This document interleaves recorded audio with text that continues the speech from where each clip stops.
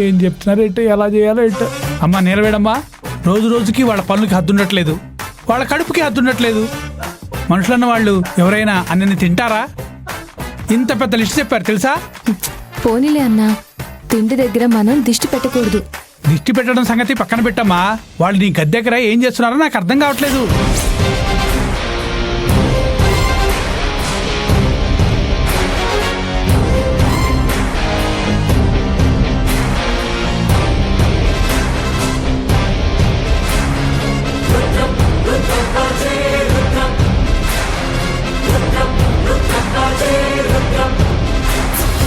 మా గది దగ్గర? అవునమ్మా.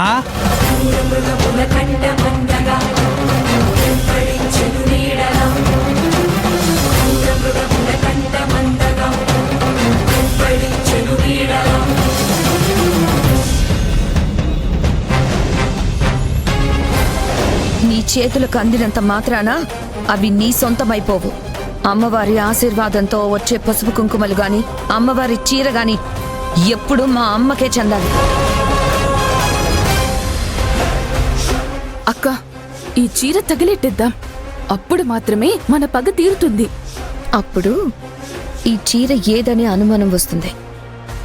చీర దాని కళ్ళు ముందే కనిపించాలి, కానీ కట్టుకోవడానికి వీలు పడకూడదు.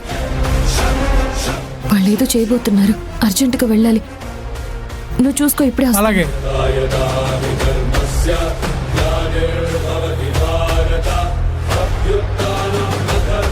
అంటే అచ్చం దాని మెడలో తాళున్నా అది ఇంటి కోడలని చెప్పుకునే అవకాశం లేనట్టుగా. కరెక్ట్ గా చెప్పావక్క. కత్తెర తెస్తానుండు.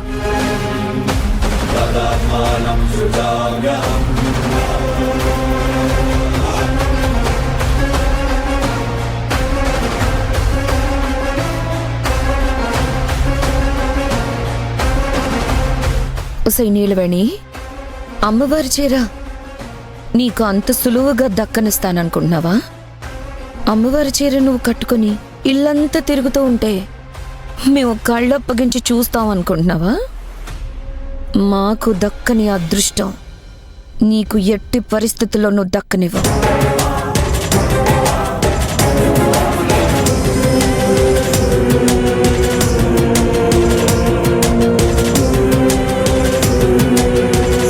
తీసుకో, మొత్తం కత్తిరించి పడేసి.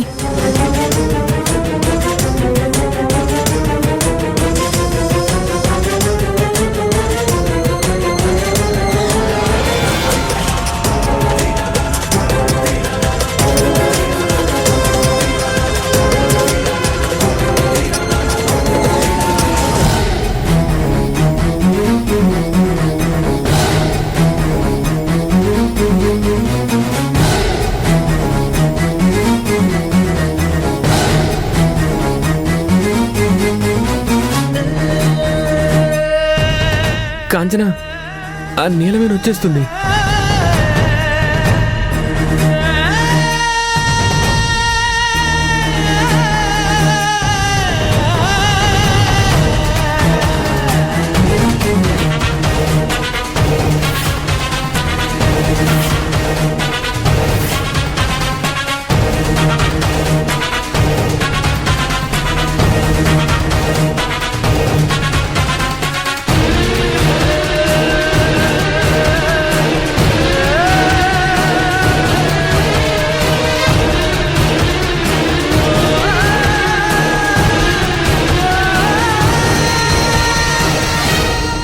చిన్నమ్మగారు ఏం చేస్తున్నారు?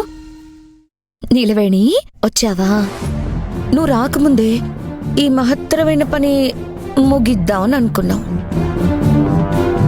కానీ ఇది నువ్వు కళ్ళారా చూడాలనే భాగ్యం నీకు రాసి పెట్టినట్టుంది. అందుకే సమయానికి వచ్చావు. అమ్మగారు,